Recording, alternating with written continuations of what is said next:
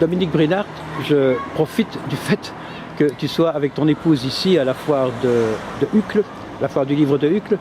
Nous faisons une petite séquence sur les concepteurs graphiques de couverture de livres et tu es un des spécialistes qui travaille pour nous en tout cas, avec France, CDL qu'on verra tantôt, et Maureen de Baud et d'autres également. Mais c'est quand même presque un métier ça, non ? Alors oui, c'est presque un métier, si ce n'est que bon, moi j'ai de multiples activités. Au départ, je suis journaliste professionnel, et puis tu le sais Bob, je fais plein d'autres choses, je fais du conte, je fais de la photographie, et en faisant de la photographie, eh bien, un jour ou l'autre, on en arrive à faire de la couverture de livres. Alors bon, voilà, finalement, je reste un petit peu dans la lignée de ce que je faisais auparavant. Comme le livre que tu as en main. Voilà, alors ça c'est le tout premier livre que j'ai fait, c'est celui de mon épouse. Alors c'est vrai que c'était le premier défi à répondre, son bouquin, lui trouver une couverture qui soit originale, qui soit attirante, Elle l'est, l'image. Elle l'est. Franchement. Alors, c'est vrai que bon, moi je crois finalement un livre, une bonne couverture, c'est déjà le livre vendu pour moitié. Parce que bon, tu le vois ici, quand on se promène, il y a énormément de bouquins. Alors comment se faire attirer par un bouquin, si ce n'est par la couverture. Donc je crois que c'est indispensable que tous les auteurs à un certain moment pensent à cela. Parce qu'on peut avoir le meilleur contenu dans un livre, si la personne n'est pas attirée au départ par le livre, elle ne va pas le découvrir. Donc moi ce que j'essaye de faire, c'est de donner une couverture qui soit véritablement attirante. Et quand tu fais la couverture d'un livre, est-ce que tu lis d'abord le bouquin ? Alors pas du tout, c'est pas nécessaire. En fait, ce que je demande à l'auteur, c'est de me donner quand même quelques renseignements. Bon, au minimum le titre, mais aussi le pitch, le résumé, le synopsis. Quand ce sont des nouvelles, me donner quelques titres de nouvelles et une orientation. À partir de ça, il y a moyen de faire plein de choses et de laisser l'imaginaire trouver quelque chose de bien. En général, est-ce que l'auteur te propose quelque chose ou bien est-ce qu'il arrive avec l'esprit absolument nu ? Les deux cas sont possibles.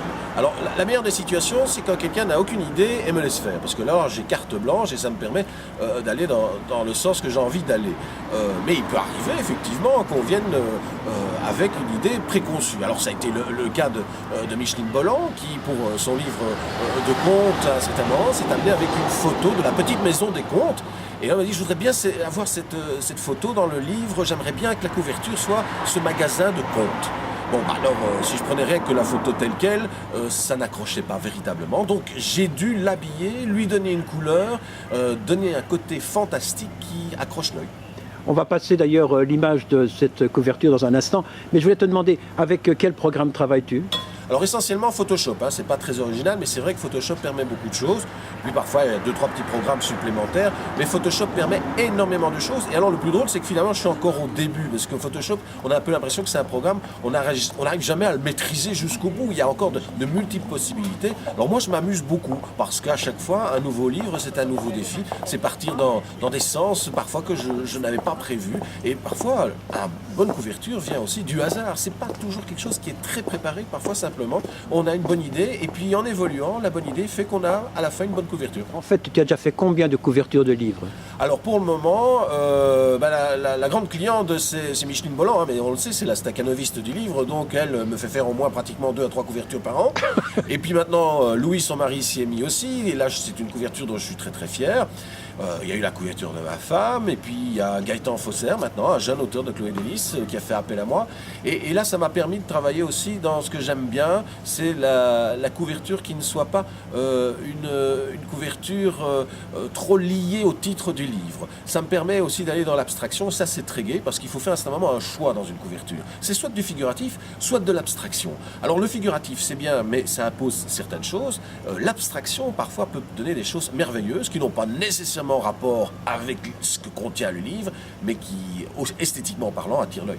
Dernière question, ça doit coûter une fortune de faire un livre par un nom comme Dominique Brinart. Alors pas du tout, non pas du tout, mais puisque comme je te l'ai dit, Bob, je suis journaliste professionnel, donc je gagne relativement bien ma vie grâce à mon métier. Donc ce que je fais à côté, c'est évident, les contes, les couvertures, les photographies, c'est surtout pour mon plaisir. Alors, on le sait, tout travail mérite salaire, donc je demande un prix qui est presque symbolique et qui n'est vraiment pas très cher, mais qui peut dépendre aussi de la difficulté. C'est clair que plus on me demande des choses compliquées, qui me demanderait éventuellement d'avoir, je ne sais pas moi, un modèle pour faire des photographies, là je dois payer le modèle. Mais à partir du moment où c'est par exemple une couverture totalement abstraite, là je demande très peu.